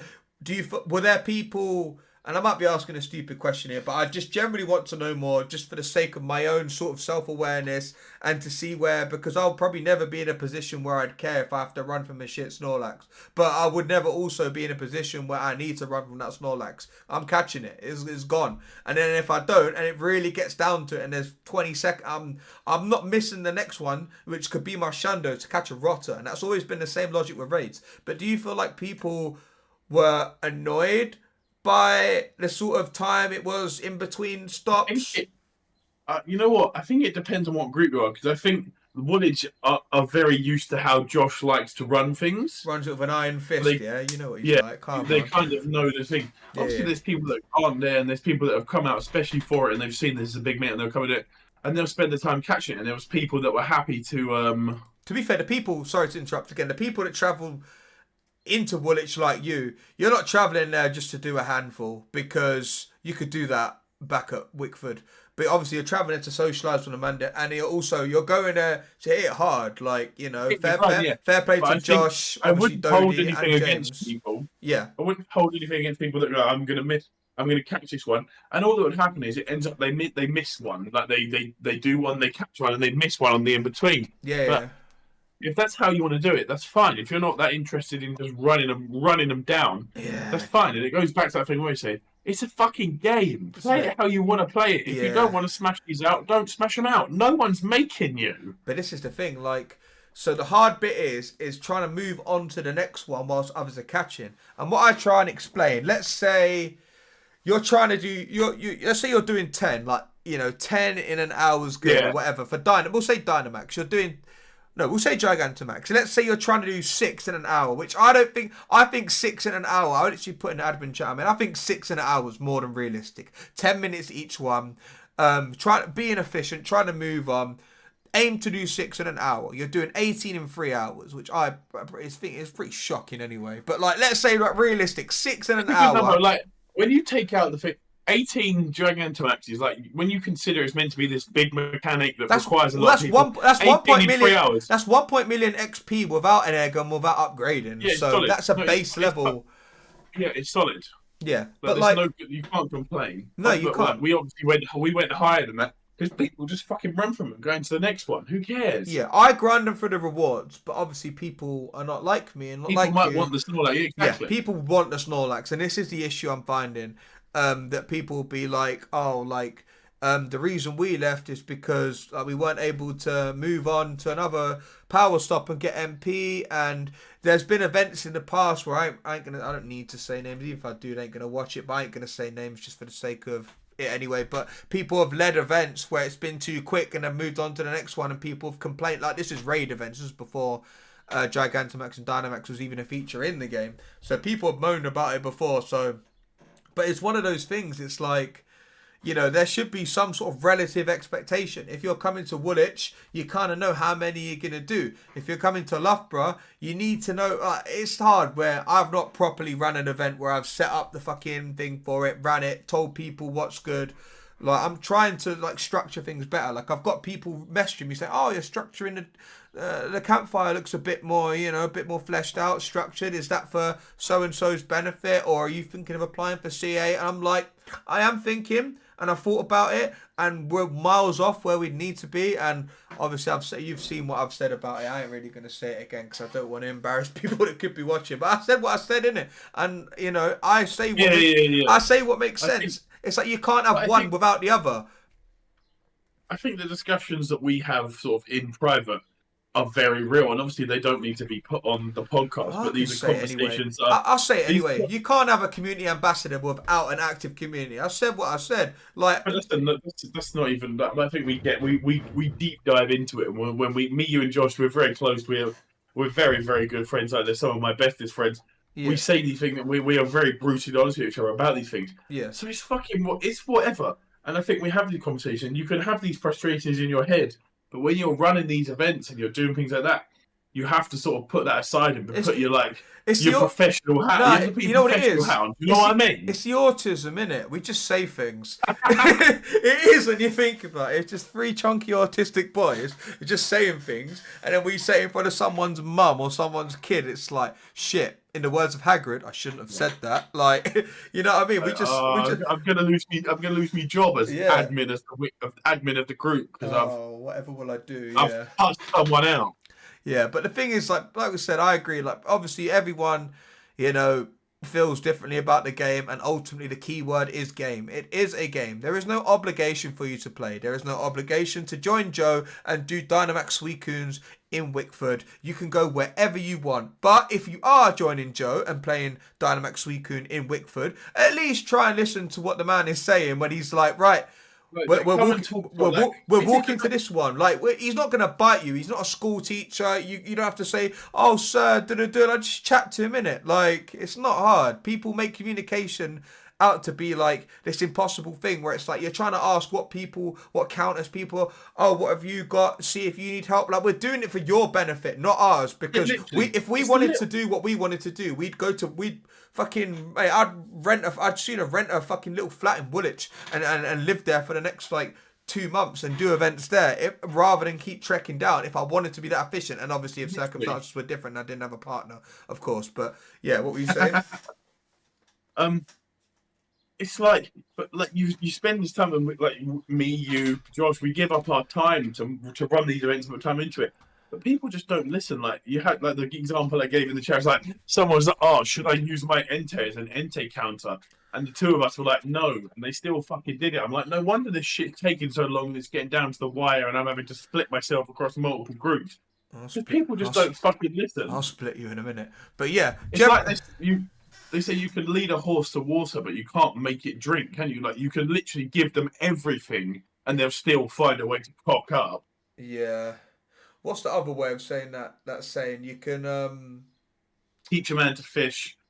Yeah, you know you can. Yeah, you know, give a man teach a man how to fish. Or no, give a man a fish. Give a man a fishing rod, and he can catch a fish. But like, teach him something, and he'll be, you know, able to catch fish or something like any that. Of that shit, any shit like that. But it's basically, look, we're only here to help you as people that like play the game too much. Yeah. And like have too much invested in this game. Emotionally and financially, like everything. We're all in. We're quite literally only here to help you. Yeah. And we want the best for everyone. So listen to us. If someone is offering you this advice, take it. If someone that quote unquote knows better, like in the most respectful way possible, like Joe's played this game for many years now. You've only played this game for a number of months. Like, with all due respect, it's like what Mo used to have in Cold Love when it was like non-legends don't speak. listen to legends. That's basically quite literally. What a great rule that was. I wonder what he's doing. Literally, but like it's a good example. It's like we've been doing this shit since like before your account existed. Before you even had the app downloaded. Yeah. And that's not us like flexing. Oh, look at me! I'm a die-hard day one player. It is a bit, but it's a weird flex. But yeah, we. I'll help people. Yeah. I'll help people if they've been playing to the same time as me. If they started last week, I'll give them the same advice because I just want to help people and I want to build. It's that thing if you want to build a community, but it's tough and and I think you must see it as well. It's just a fucking tough gig. It is a tough gig. You know what's jokes? When I start talking like, when I say proper poker, I start talking like pogo with some people, and then we start talking about like Pokemon lore and like video games and stuff like that, and all stuff. And then like how far do you want to go down the iceberg? Yeah, but then that aside, like I enjoy it. I generally do enjoy it because I start talking lore with like, and we start rattling off every single legendary without looking at the decks. It's crazy. Like there's so much more useful information, quote unquote, that I could have in my brain. Yeah, I know like the sort of legendary Pokedex without even having to look at the decks, which is, mate, get me. If it's a pub quiz question, there was one last night. Funny enough, it was like, what was the first Pokemon? We'll raise it to the viewers here. It's such an easy question, bog standard. What was the first Pokemon that Ash Ketchum caught in the Pokemon anime? And I'm just there like, he. I know half of you lot don't know. Fucking quiz nerds that do it every week, but you don't know this, do you pricks? And I was working, laughing. It was funny. Do you know the first Pokemon Ash caught in Pokemon anime series? It was Arceus, bro. Yeah, you're capping, fucking donut. But no, I remember the quote. It was just like, I caught a Caterpie. Like, you can't not remember that. Like, If you know, you know, and if you don't know, now you know. And as she put in chat, Don't yeah, finish that. Don't finish that bar, bro. I never do. Holy, bro's No, trying to get the podcast no, cancelled. Josh says it all the time. And so does Black Luffy Nick, and he always try to give me the pass. But I'm like, naughty, naughty. It's not Yeah, for but me. right. So what is the difference between the Black Luffy and Josh? They've got different ethnicities, you stupid fuck. Listen, Josh always says he's downstairs. He's anyway. But yeah, Caterpie was the Yeah, first. moving on. Moving Run it. moving swiftly on. Don't clip it because yeah, Joe, you can't clip it now. You're here, so we can say what we Yeah, want, and it will never be clipped. We can say the most unhinged shit going. But yes, it was Caterpie as the correct answer as to which Pokemon was the first one Ash caught in the Pokemon anime series. But generally speaking, I forgot I was going with this. Yeah, so we'll start talking about like PvP, and people ask what's good for PvP, and I'll try and explain it. As the only one that really plays now in the area. There's a few others, but and then there's like other people ask other questions. Oh, what's good for it? I'll try and explain it, and then even some of the players that have been playing for years are just like, yeah, he might as well be speaking another language. I have no idea what you're on about, and it's just like, yeah, mad. Like some people's game knowledge is different to others. It just alludes back to what you said. If you're trying to give someone, if you're best placed to give someone some practical, hands-on information or advice, then it's in people's best interest to listen. It can't hurt. Worst case, you listen and don't follow it, but then you can't complain if things don't pan out the way that you wanted them to or they should. You know, you should have listened to Joe. That's the moral of the story. Just listen to Joe. To be fair, if your life advice is listen to Joe, you're definitely in a bin because I just waffle. I Yeah. feel like I know, like if it's about Pogo, listen to me. Anything else, bro, I'm just waffling. Do not listen to me. So about football, we're just not listening, yeah? Yeah, bro. Football's a very, it's like a very opinionated sort of. So let's talk about it. Thing. Let's talk about football because I'm done with this shit. I'm gonna say, let me go and get another. Let me go and get another beer, and then we'll get on to the football. I've saved the Maggie specifically for this. All right, let me go and get another beer, and then we've got half an hour to digest the old the week's events. Yeah, we got beer. Because I feel like I know we said we were going to talk about our two teams, but we got to mention that Inter Milan Barcelona game, mate, bro. I watched it back because I didn't watch it live at the time, but mate, what a game! What a play! Let me go and get a beer, and we'll get into what the people are here for. The best of enemies from Wish. The breast of enemies. That's the one. But yeah, guys, generally speaking, obviously Dynamax, Max Battles and Gigantamax Max Battles are a quote-unquote new feature for everyone, myself included, himself included, wait, other way, Joe's self included. So it's one of them where it's a touch and go, and it doesn't help that, you know, whereas raids and gyms are in the same place all the time, some of them can be raid block and can inconvenience you that way, but power stops are always changing, literally changing daily. So it's never easy to iron out a concrete route. If it were that easy, then, you know, we wouldn't have an issue. We'd know, right, meet here, walk over to here, or start at this one, and then we go to this one. And then if we want to hit more to get more max particles from the stop, we'll go this way, and then we'll just run it back, you know, if we need to, because obviously the refresh is quite good for those that have less gyms and less max particles in the area, but they still want to do more than one, because it used to be raid days used to be 3-hour timers. Anyone listening now remember the 3-hour timers for raid days? Remember how horrible that was? You had to basically, like, car grinding was the only option, and I never did it. The last raid day I remember doing where it was that bad was Suicune, and I did it. Joe's not here now, and I don't even know if Joe was there at the time. I didn't even know Joe was playing, but it was in Chelmsford, funny enough, which is near where Joe lives now. It was Suicune raid day in Chelmsford. Joe, I was just saying. I ran that event in Billericay. I drove me and 4 other people around in my car. I went to Braintree, like I went from Braintree to Chelmsford, and I was just saying, remember, like, things are better now than what they used to be, like, because the 3 hour. Then Chelmsford was a sick place to grind for them 3-hour events because there's so many gyms. It was. You get there. What was it? BBC Essex gym, all those. Yeah, like you could start there and you could literally walk your way around the whole town. The gyms in Chelmsford were sick for that. But you had no choice because, like I was saying, it was 3-hour raid timers. Now you've got hour, like half an hour and they refresh, hour and they refresh, 55 minutes and they refresh. If it's the weekly Wednesday raid hours. So like 3-hour fucking raid timers were horrible because you had to buy new gyms, and for rural players that was shit. It goes back to that thing of Niantic actually do sort of listen, and they have implemented these changes No, that are better. selective, I couldn't imagine. Selective hearing, selective. Yeah, obviously when you're spending more money on these events, yeah. But look, we've done the game talk. We've waffled about the game for a good amount of time now. Let's get on to what the people are here for. The real game. It's football time. Football's always. How's it gonna go? Are we doing number one tournament Champions League first? Yeah, so we'll talk about Inter Barcelona, and then we'll move on to the Europa League and Conference League if we want to talk about. You don't want to talk. Wait! You've missed a fixture here, bro.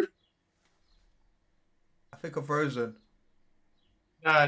It's frozen. Inter and Barcelona. Yeah, all right. Into your nun. Yeah, let's talk about Inter Barcelona. You can't not start with that. What a game that was. From the neutral perspective, what a fucking game. Yeah, and from any other perspective. That guy, the backheel goal within 30 seconds. I thought that's got it's gone very under the radar. The flick, yeah, that was what a goal. What a finish. That Thuram goal.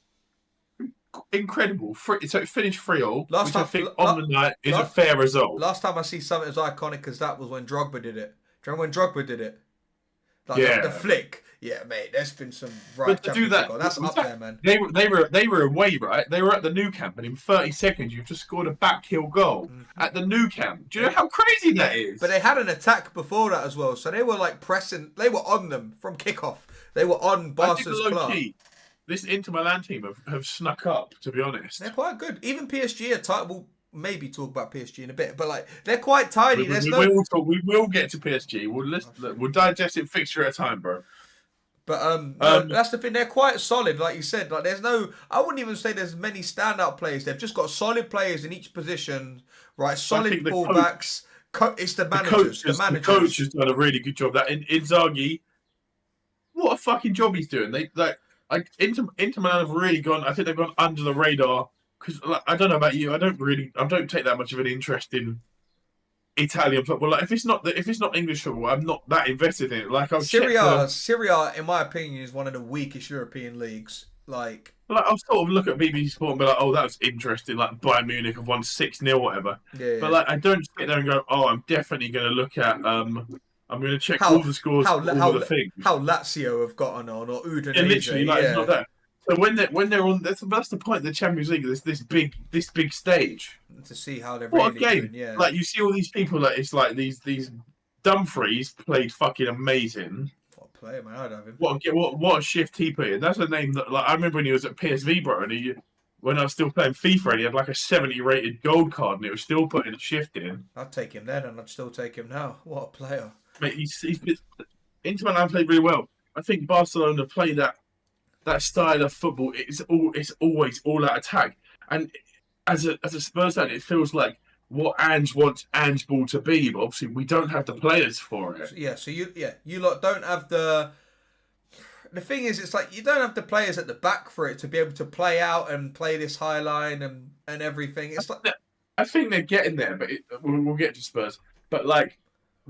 They're always want to attack. Their defense is attack. They don't care if they go they went 2-0 down. They didn't care. They didn't look phased at all. Best form of offense is offense. Yeah, like you don't have to defend the ball. Defending becomes obsolete if you're always attacking. You know, so it's one of them ones. About Lamau. I think that he's the biggest. 17 years old. 17. And he's doing that. What were you doing when you? What were you doing when you were 17? When you were 17, what were you doing? My mum was still buying my trousers for me at 17. Literally, 17. Yeah. I was still a wee boy at school. I was doing my time. Bra still had padding in. It's crazy. Mate, have you seen that picture of Messi holding him at his christening or whatever? I don't think so. What? Real or like AI? No, it's real. Fucking hell. Like he is the guy. I think what the goal when he's like, no, we need a goal back. I'm just gonna run through the whole team was crazy. Every goal in that game was fucking quality. But I think the one where he slapped the bar was better. Did you see where he slapped the crossbar? Yeah. Sent man for a hot dog, whipped it at like a not impossible angle because obviously it was almost possible, but like whipped it at that angle, smacked the bar because it was like. It was very reminiscent of like the Mahrez triple homicide for Leicester. The way he was moving was like that Mahrez. Just like defenders were just Yeah, like they weren't even diving in. They were like sliding in. It was like whoosh over there. that He was slaps it at the bar, mate. Crazy. That I wanted that to go in just for like the it was a proper compilation. Champions League. It was a proper Champions League game. Do you know what I mean? That's like textbook. Proper big What you watch European, the use, yeah. proper big Like it European was semi-final. When you think about everything iconics, to play for. Everything to play for in the second leg is like I know it's 3-3, but like you go back to the Inter Milan team, it's 0-0. They've got both got everything to play for. These teams are going to give everything. I think. It's going to be incredible. Do you think Inter feel like they've dropped a bit? Because obviously being 2-0 up away from home and then to finish 3-3, you could argue that's You you could, could be but disappointed. I think the way Barcelona are set up and they play, you can't go 2-0 up and get complacent. Barcelona will just attack and attack and attack and attack. I wish they brought back the away goal rule. That would have fucked them up, mate. 3 away goals, we'd have been sorted. But then that makes it not everything to play for, like you said in the second leg. Because Yeah, exactly. I think this makes it more exciting. And I know the formats for the new format for the Champions League and Europa League got a lot of flack, but I actually think it's created some sick games. it has. It's made it so there's constant interest and intrigue, to use a better word, throughout. So there's no deadbeat games. There's always something to play for, because even if Yeah, you play 100%. even if you have to play, like Arsenal had to play a team that it's the first time they were in the Champions League and we fucking done them up foul. But like it made it so It was that important we to have win, to. yeah, like Yeah. So we guaranteed we were in the top four. We finished third in the Champions League group stages. We were guaranteed to like go here. Villa were in the top 8, so they were guaranteed. We didn't have to play the stupid playoff game because we won X amount that of playoff games. game would have been what killed both. But like we'll get off to the other game. But that's just an extra 2 games that kills you off, and you don't have that in your season. We would have had to. I was going to say we would have had to play Real Madrid, but if we didn't, but then we played them anyway and done them up. Like so, it was fine. But like you don't know what you played like on that double-legged occasion you play well, but you can't predict what would have happened then. No. It could have been a completely different set of events, and I think that's a good segue to how we're feeling about Arsenal, bro. So Tottenham in the Europa League, you lot obviously. No, bro, we're not finished our Champions League deep dive, bro. Come on, we'll get on to the Spurs. So the final will be at the Allianz Arena between, I think it's either PSG or Barca, and then you've got maybe Inter in there as well. Like, Are you writing yourself off already? nah, it was a tough one to watch because the first half an hour to 35 minutes we just did not play very well. You look shit. And that's not me piling on because I'm a Spurs fan. We did look shit. The only players. Go on. Sorry, but considering what I watched, because I sat and I sort of watched both legs of the Real Madrid game. As it started off as a hate watch, but I sort of watched it in like, wow, like they've actually come out and they've come out the gate fucking flying. Yeah. Like from what I watched from when you played Real Madrid to what I watched when you played against PSG. What was that, bro? What happened? Like in 3 minutes, Dembele, he's fucking sliding, giving it that. Sorry, I was sneezing. But yeah. So they obviously came out fucking rapid. They came out swinging. Yeah, they fucking went. We were going for it, and then it was just very slow, not getting out to the ball quickly. I can't pronounce the geezer's name there, number 7, the Ukrainian Donny. The Georgian geezer. Yeah, brings a K or whatever. Big man. He had you on ice, bro. He is.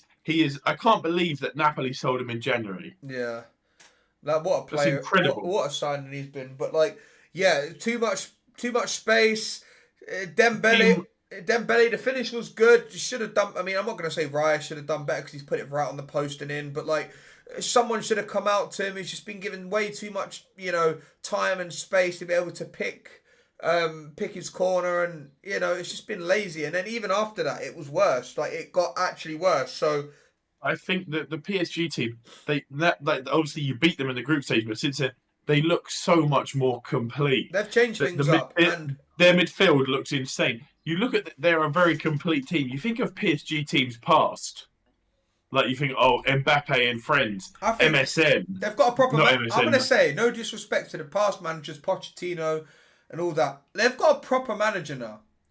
Luis Enrique. Yeah, We said about I've Inzaghi. done a lot of Enrique is a proper manager. proper manager. Yeah. I've done a lot of sort of you read BBC Sport Wave, and I've spent a lot of time reading the articles they make about him. Yeah. He's had a lot of stick. Like obviously he's had a lot of shit going on in his life, like his daughter died and stuff.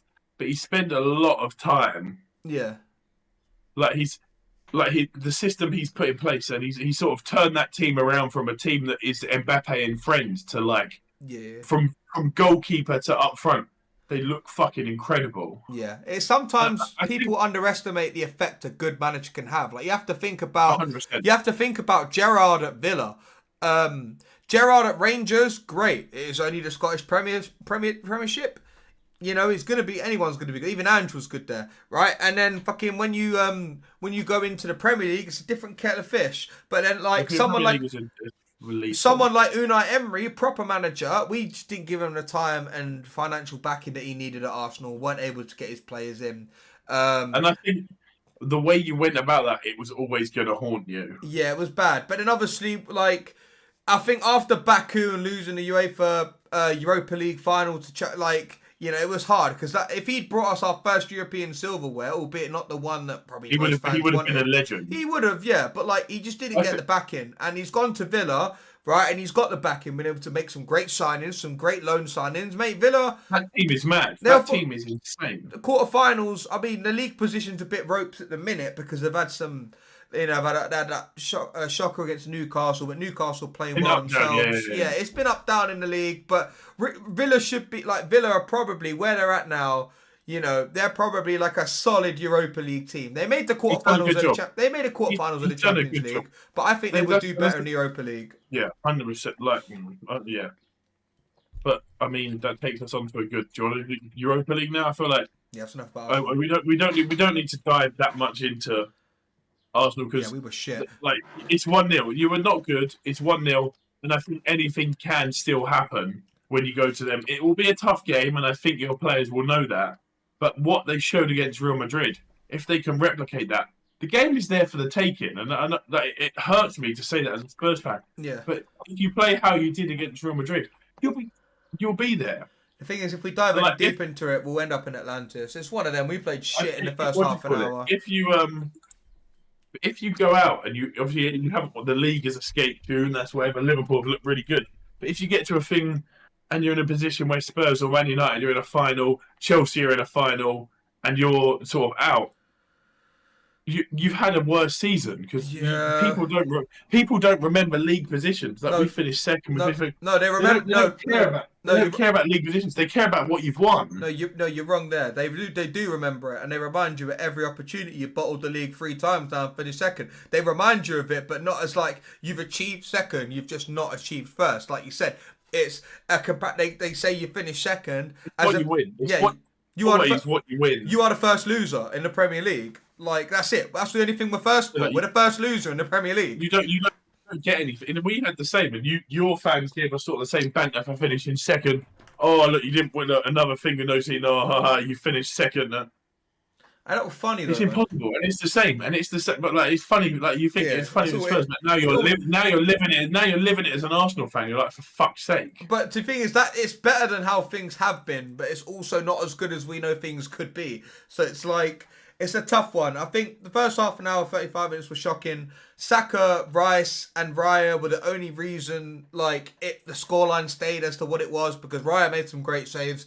Saka was like, when I say unplayable, he was like getting out of situations where it was like, he was tripled down, had 3 man on him, and he gets out and gets a shot off, or at least gets a cross in or something. Like Saka was unreal, and then fucking Rice had no choice but to just play how he did at West Ham and break the lines and start marauding forward and try and find passes. Like those 3 played at least probably like 7 out of 10 performances minimum, but the rest played shit. The problem is, in these big games, you can't give these 7 out of 10 performances, and you can't have players have off days. No, but they were 7 out of 10 compared to the rest of the team. Like, to be honest, if like Martinelli could finish his dinner, we might have gone into the second leg being 1 or maybe even 2-1. It's just one of those. Obviously, things. You see screenshots and stuff of where Saka is marauding forward, and you can't escape the talent of that because anyone who's an England fan knows the talent of him. He's been And the you best see player. these He's been the pictures, best and player he's for running, England for years, like a couple and years. he's pushing the line, and there's no one there. And it goes back to that thing I said last week of you need to sign a fucking striker. Like if you had I'm not saying Solanke would fix your problem. If you had a Solanke like Preference where he's always pushing defenders and pushing balls, you would be much better off. Like you need you're one striker off greatness, and that is the problem. There's got to be someone that even if we don't win the Champions League or we don't make the final, there's got to be someone looking at You need to sign a striker. There's got to be someone looking at us like, mate, is Arsenal so bad compared to where I am now? Like, what clubs do you have to be at where you don't think Arsenal's an upgrade? Probably just If you're Real Madrid, Barcelona. That's exactly. About it, man. If you're a striker and you think I'm going to go to Arsenal and I'm going to be the one that is the difference maker, mate. Fucking get me to Arsenal. If you're that's the piece that's missing. I'll go. You want to be that. Listen, if no one else is willing, I'll go personally. Like you want to be that piece that makes the difference because you've been so close to greatness and you get bantered for finishing second and for all these things. If you get a decent striker in, bruv, you look fucking lethal. That's crazy. The only thing you're missing because you're playing that fucking German fraud up front. Who? Havertz. No, Havertz injured, to be fair. But, like, to be fair, when Havertz... No, you know what I mean? Like, when he's fit, you play him up front. And that's not where he should play. When he got signed, I generally just thought he was not a replacement for Martinelli, but he was to avoid the inevitable Martinelli and Saka burnout. So, obviously, we had Sterling to avoid the Saka burnout, and we had Havertz. So, we had some Chelsea has-beens, basically. And Havertz to avoid the Martinelli burnout. But he likes playing Martinelli. He likes playing Martinelli and he likes playing Havertz. Like he thinks Havertz is the next Robin van Persie the way he's playing him. He's not. I think the thing is, Odegaard had a stinker as well. Odegaard had a rotter of a game. I was so upset with him. But you know what it was? And it sounds like I always hate putting it down to one player, right? I want to say we missed Thomas Partey so much. Yeah, fuck that guy. We missed, yeah. But for reasons we won't discuss on the podcast, fuck that guy. But on the footballing basis, we missed him so much. We missed him so much. You missed it. You missed that defensive presence. Rice had no choice. Rice had no choice but to maraud forward because Odegaard. It's like Josh always says. Rice for England. He needs to play further up. He's not a defensive midfielder. No, but you don't have. You don't have anyone. He can do a job there. But you'd much rather him be further forward, and you must want him further forward. Yeah, there's like a normal. Someone just tell Bellingham to like pack it in and pop up when it's 90 minutes. If he just he'll waste no energy just sitting in front of the back four, and then he could pop up full of beans at 90 minutes. That's all he does for games anyway. There's no point in him getting in and around it because he don't do nothing. He ain't an aerial threat like Rice is. Yeah, he can't strike a ball like Rice can. He might as well just sit in front of the back four and wait until 90 minutes and then pop up from a corner, and then we'll all have Rice. And that wastes all of his talent because, like, even though he's an Arsenal, you have to admire his talent. You paid 100 mil for him for a reason. That's some spenny rice, man. Like when me and Josh went to Lanzarote, I was like, there was some jasmine rice and it looked good. I never had jasmine rice, but it was like €3-4, and I'm like, that was good rice. So for 100 mil for rice, that's got to be some sensational rice. And he is good. He's a great player. I loved him at West Ham. He's one of those players. There are a few players that I will, even if he didn't go to Arsenal, if he ended up going to City or something, I wouldn't hate him. You have to admire his talent. I think you have to. It's the same as Saka. Like, obviously, he plays for Arsenal and fuck Arsenal, but like, talented player. That's me. I thought Joe was going to cry there, going to a proper monologue about how good Saka is. Anyway, no, he's a good player. No, he's a good player, and he's one of them that is the future of England. Yeah. And like you'd like to think he would be one of them that carries us. Blimey. Sorry. You get emotional here, Joe. No, you're sneezing, but you tear up when you sneeze. He'll be the one, what do you call it? He'll be one of them players that I think will flourish under Tuchel. Oh, but, so that's what I was mishearing. So when they were saying Southgate, you're the one, they were saying Saka. Tuchel, yeah. Look, Saka, he's young. And I think people forget how young he is. He carries this weight so well at such a young age. You know what it is? It's similar to Rashford, right? You can be young but old, and what that means is you have the experience. You've got like Rashford was 23 or 24 or something with 6 or 7 Premier League seasons behind him. None of them at Man United he really took off. He's gone to Villa. Obviously, Villa are sort of in a if we're going on trends, I'd say Villa are sort of on a downward trend just because of some of the results. But generally, as a club, compared to Man United, mate, they're fucking levels above. Man United will get relegated if it weren't for some of the teams that are getting relegated. But, you know, Rashford, he just needs regular football in his position.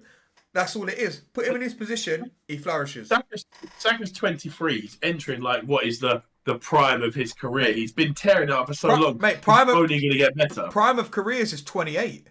You know that they say prime of careers is literally 28. Like, it's crazy. He's got so long left, and like, I don't. Obviously, you won't sell him, but like, if you were to sell him on 100 mil plus, easy. Mate, I wouldn't accept anything less. I've seen like some fucking like Coutinho Coutinho had a decent season, couple seasons at Liverpool, and he got sold to Barca for 165 mil or something stupid. Mate, Saka's that's fucking ridiculous. Saka's worth that at least. Mate, that's fucking ridiculous.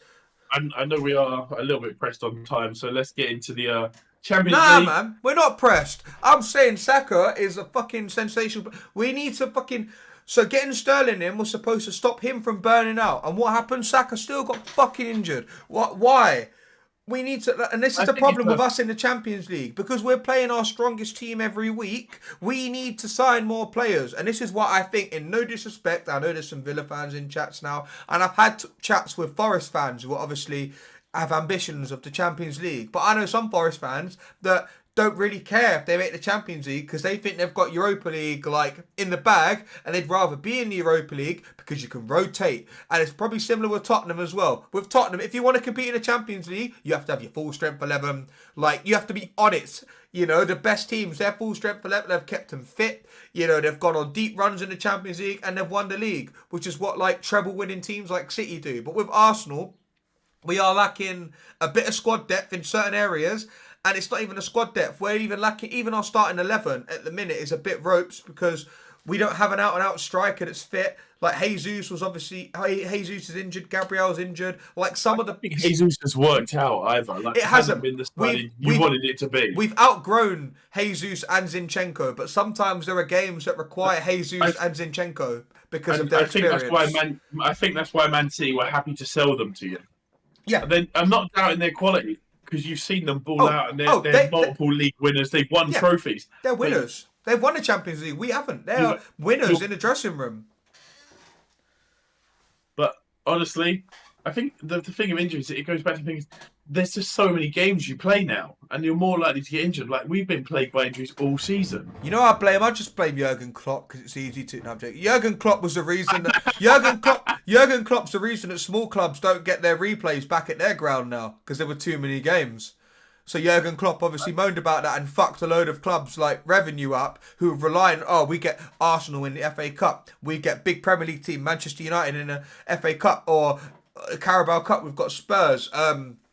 Or whatever at a particular stage, and it was the FA Cup, I don't know why I said Carabao Cup, but like, you don't get the second leg game. So if you're at your gaff in the first game, you get all the revenue. But if you have to go to Tottenham Hotspur Stadium, obviously that's a great experience. It's a shame you have to go there, but like, it's a great experience as a Tamworth fan. But at the same time, it's nice if you could bring Spurs back to your gaff. And you know, mate, I remember seeing some of the clips with Spurs and Tamworth. They were Mandem doing 360s and stuff, and Big Andrew was saying, you'd get in the Spurs team like that. He did. He was like, you get in our team with the way we're going at the minute. It's jokes, man. But no, in all seriousness, all jokes aside, like, Champions League, like, to go on and be competitive in the Champions League and even the Europa League to an extent, because we've been on runs to the final where we've had to play our strongest team. Like, to be competitive in Europe and domestically are like the main things for like a club like Arsenal and Tottenham. And then you have to add in the FA Cup. I thought you were standing up ready to say something. The FA Cup and the Carabao Cup. And then you have to slap in all the international games, the friendlies. No wonder Saka's injured. He has to carry wherever he plays. It's ridiculous. Yeah, honestly. But like, what can you do? Because you get paid to do that. And I know it's unfortunate, but you just got to crack on. Mate, fucking, when they say they get paid to do that, right, you have to think about how they get paid so much money. I agree and I disagree, because they get paid so much money to do what you perceive as just kicking a ball around. Mate, Lamal's goal, here's Inter Milan, right? You ain't gonna be able to recreate that. Like, even if you tried, you could go down to your park and play with your friends. You're not recreating it. Like, and even so, if you recreate, no one will believe you because you didn't get caught on camera and you didn't do it in front of like tens of thousands of fans. 100%. Like, it's one of those things. It's like, I understand people feel a certain way about how much professional footballers get paid and what their expectations are, but you have to remember, at the end of the day, regardless of what we do as an occupation and how much we get paid, we are all human. We all bleed the same blood, right? We all 100%. fucking drink the same water. It's one of those things, like, we all stand on the same, you know, grassy green earth. It's the same. Yeah, We are the same. Like, we were all born, we all live, we all die. Not like what we do during our life is absolutely irrelevant because it's one of those things, like, they're not machines. You can't expect them to just like churn in performances week in, week out. Like, these people have families, these people have kids in some cases. You know, have to think about their own health, physical, in terms of injuries, mental health, the demands of being a public figure, a professional footballer, all the media, interviews and interact. Like, it's a lot, man.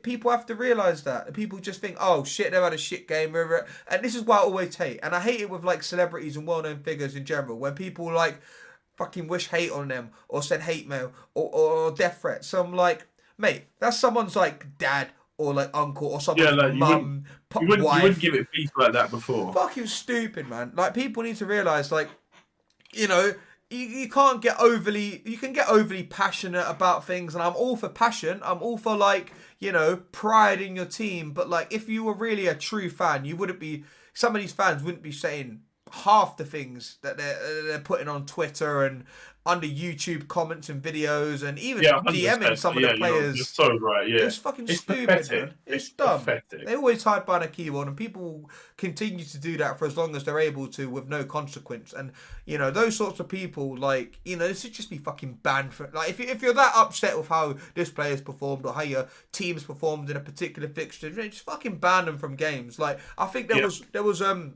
there's a guy I work with, he's a West Brom fan, and it was I think he was telling me about so Cov didn't make, I don't think Coventry made the playoffs for the championship, and I think Cov fans were fighting amongst Cov fans because of that. Like, it was proper beef, like, and then one of I think it cracked off at like a West Brom game or something, and basically, to cut a long story short, one of my mates I work with, his mate is banned from Coventry ground, all sort of Football League games, and he's banned from going anywhere near the city centre of Coventry because of like stupid civil like war shit in terms of their own fan base. It's fucking stupid, man. It's like we said with Pokemon Go, it's a game. Football fandom, I understand it, it's the extreme lengths people will go. It's a game.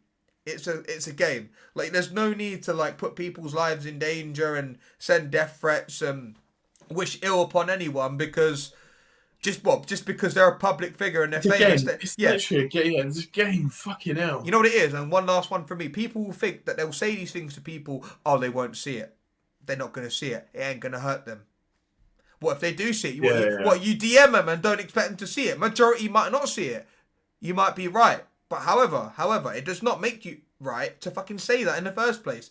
If you're really angry and that fucking, you know, fucking G'd up about something, write a fucking angry letter, put it in a bottle and throw it in the river. Like, fucking write an angry letter, chew it up, spit it out, like, burn it, give it to your dog, send a text message to your partner. Like, there are ways of dealing with your emotions. Don't take it out on, like, other fellow human beings who have done, quote unquote, nothing wrong other than 100% not meet your own expectations. Like, some fans just need to pack it in, and this is why you've got scummy fans for all clubs, but mate, I hate it so much. Like, I love Arsenal, but I would never like go as far as wishing ill on like when Saka and Rashford and Sancho missed the penalties. Like, what a disgrace! Like, just some disgusting England fans out there.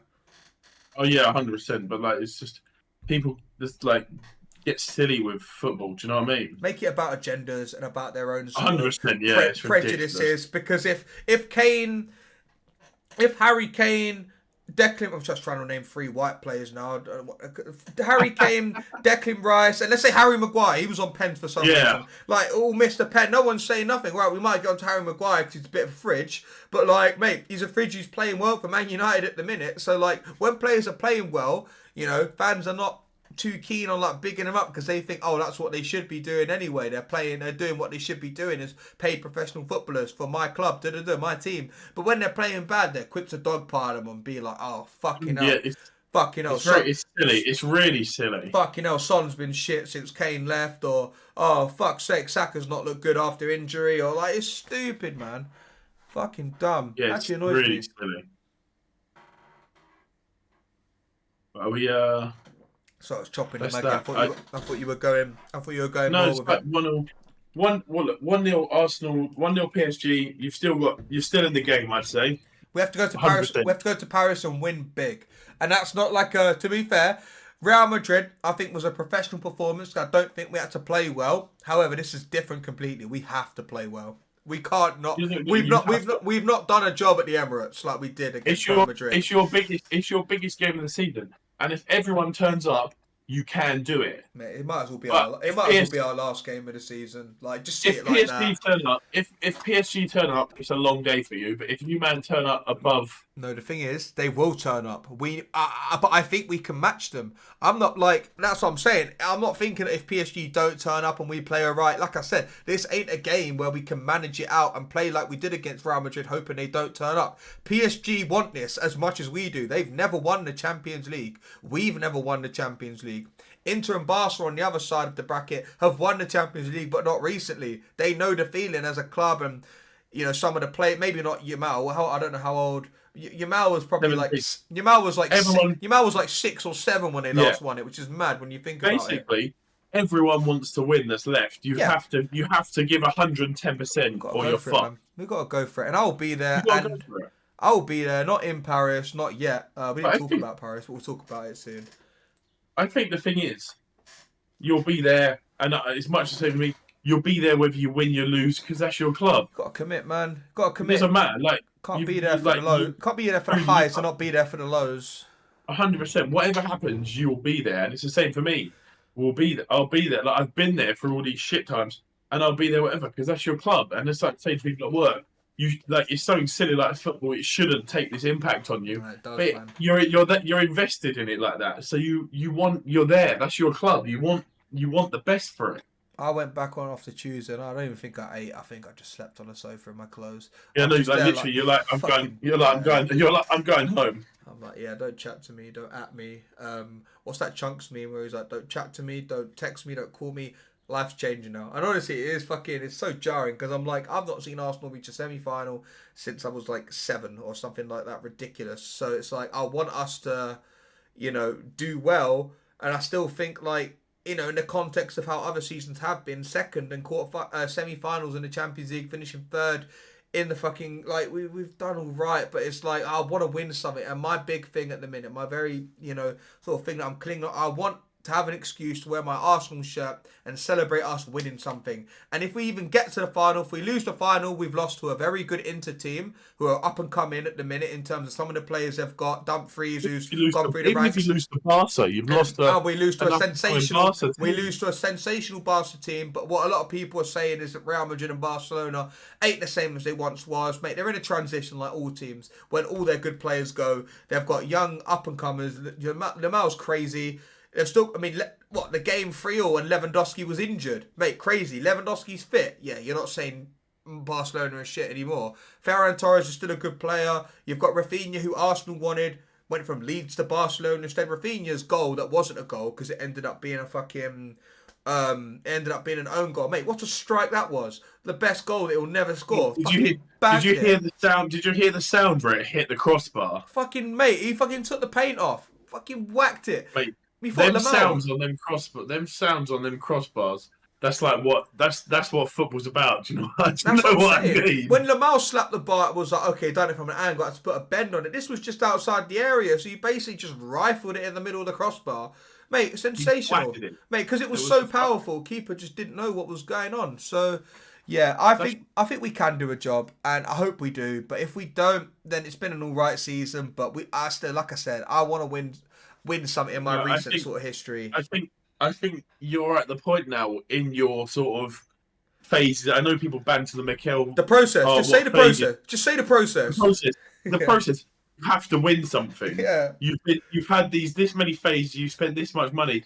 You got to fucking win something now, bro.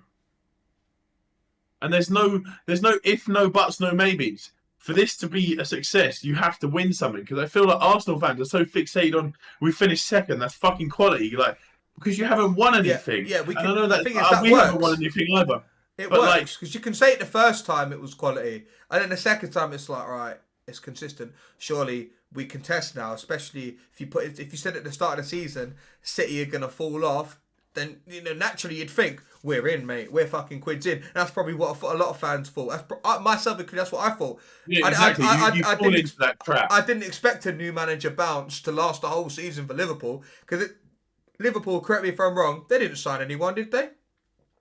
Arne Slot, Arne Slot inherited a very good team, a team that was worthy of winning a title, and a team that probably should have had 2 more Premier League titles under its name because they got 96 and 99 points in the Premier League. Liverpool twice, as in lose the points, and did not win the league. That wins every other Premier League season, and it's gut wrenching for them.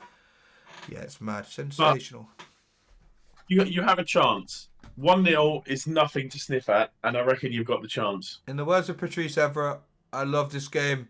In the words of Arteta, it's about trusting the process. This process has taken a little longer than maybe some fans would have liked, but listen, if we can get into the Champions League final, when I say I'll be happy that we're there because we're competing, and this is why you've got to win something. Unfortunately, football is a results-driven game. You've got to win something now. Yeah, we do. But the thing is, it was like last season we took City up to the last day. The wheels sort of came off in the first season that we finished second. We've not even pushed Liverpool all the way this season. I think they're saving the Guard of Honour for when their next game is at Anfield, which is against us. So yeah, fuck them. Fuck them, guys. But anyway, we're going to round this one up because I will just get mad otherwise and not want to go anywhere. But yeah, Champions League, we'll see how it goes. Europa League, obviously Tottenham are in good stead. We didn't really speak about it because Man United are dead food anyway. But Man United are in a good position. Chelsea in a good position. Like you said, we could have 4 teams across 3 different European finals, and it just shows the strength and depth of English football, and that's the reason why after when Arsenal beat Real Madrid in the first game, we got that extra Champions League spot for the Premier League next season. We're levels above the Premier League. Levels above. The Premier League's the best league. Like even you think about it, Man United and Tottenham, they're having shit league seasons with 14th, 16th, whatever, and we're still in these semi-finals. And Man United and Tottenham should both see themselves out to the final. Like I went to the Spurs game. It left a bit of a bad taste in the mouth that we conceded, like the last goal. But I would have taken 3-1 at the start of the game because I think Bodo Glimt they've built themselves up in this team that are. It's not a team of stars, but their manager's got them playing really good football. So I think that we will go to their place and it will be a tough game. But I see a lot of negativity from Spurs fans. Oh, we're going to lose the away leg. Bro, we went to Frankfurt where they hadn't lost for all this time and we played our socks off. So I think if they go to Norway and they put in a shift, we'll be in the final. Yeah. Like, people are so negative for what? They played well. The goal that we conceded was an unfortunate deflection. If it hadn't taken the deflection, the keeper would have saved it. Yeah. 3-1, I would have taken that. They played well, and I can't complain. It's one of them ones where it's like, for Spurs and Man United to be in their quote-unquote banter era and still be talking about Big Ange winning a trophy in his second season and fucking hell, Ruben will come in and win a trophy in Man United. It was like, listen, these are some pretty good banter eras. Like, not going to lie. I mean, Spurs are Spurs have been gagging for a trophy since you were like fucking 5 or 6. Like, it's been probably that long. I was there when I won our last trophy, and I think you just have to long the league off now, and everything is in the Europa League. And I think the players know that, and the way they turned up yesterday and they were playing, the atmosphere in the stadium was insane. Right. Everybody knows this is all we've got left. You have to give it. I think Man United realised that at the start of the season. They've been playing. Man United, they've been playing like it's the only competition that's worth fucking competing in all season. The comeback. I see the highlights of that. I was in a lot of the boys in my office are Man United fans. I was like, fucking hell, you impressed the shit out of me. 3-0 away to Bilbao is nothing to scoff at. Yeah, that's crazy. Yeah, you look at that as like you must be doing all right in the Premier League. No, you man are like 15th, like 16th, like you're on par with Wolves near the bottom of the table, and you're in a European semi-final, and you're leading a European semi-final going into the second leg at home at Old Trafford. It's crazy work. I think anything can happen, and I think you can't be negligent to these legs, and you have to turn up in the second leg, and you have to give the same you gave in the first leg. But it's looking like it's going to be the mid-off in the final, so it'll be good. Look, it's been a good week for football. To like all the games have been quality. Listen, like outside of results, you watch them, and all of the games have been phenomenal to watch. Yeah, anyone if they turn up on the day, like you said, can do a job. But yeah, in the 100%. in the words of Ellie Goulding, you know, anything can happen. Literally 100%. anything can happen. But guys, we're gonna wrap this one up. Your boys got places to be. You're going to cinema, bro. Enjoy. We got the cinema. Yeah, we're looking forward to that. And yeah, guys, next week's episode.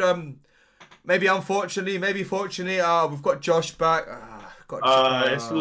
He needs his time back in the spotlight. I've had my time. Yeah. I've done my e-sub, and I appreciate you having me. I feel like we've sort of done that best of enemies thing. We've had them conversations that you wouldn't get with just. But the only thing we've not done is say that this podcast is sponsored by Manscaped. and then we'll get there.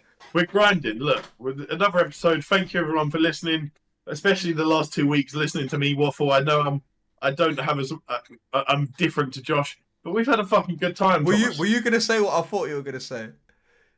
What were you gonna say? And then you changed it. Like I thought you were gonna say I'm sorry. You said I don't have as much, and then you changed it. I thought you were gonna say I didn't have as. I thought that's a different conversation, bro. That's a different conversation. I thought you were gonna say I didn't have as much aura as Josh. That's what I thought you were gonna say. Nobody has as much aura as Josh. Listen, everybody knows that. MrAvalanche is crazy. MrAvalanche has the ultimate aura, bro. Look, we maxed Pokémon in his honor. It's been a pleasure. Listen, I'm sure I'll appear again. He's not dead. He's not fucking dead. This is MrAvalanche Memorial Zone is crazy. Yeah, he's dead to me, man. He went to Japan without me. I'm mad that is. Look, he's living it up. I'm loving it. I'm loving it. We're loving it. Anyway, let's get to the cinema, bro. I think your missus is waiting. It's been quality. I've been looking at because usually I have the door shut, so we don't like distract whatever she's doing, or if she's asleep, or not. She's usually asleep at 7, but like I've seen her like zip in and out, like past the little door where the cam is, and I'm like, yeah, she's gagging to go. It's time to go. She's gagging to go and to the cinema. But yeah, guys, episode number 18, season 2. I Boozy, myself, Thomas, himself. I done it right this time. Himself, Joseph, doing the Bellingham. Look where that got him. But guys, we'll be back next week. Same time, same place. Friday, 7 p.m. UK time, whatever that is in your time zone. MrAvalanche will be back. Hopefully we'll have tales from Tokyo, bro. I'm ready. Tales from Tokyo, stories from, what is it? What do they call it? The land of the rising sun. Crazy work. But hopefully Mike doesn't hit a 180 upon his return, because then that probably means podcast go down the Swanee. Yeah, Mike's looking solid at the minute and at the darts. But yeah, guys, we'll be back same time next week. We're going to raid out. Have a good one, boys.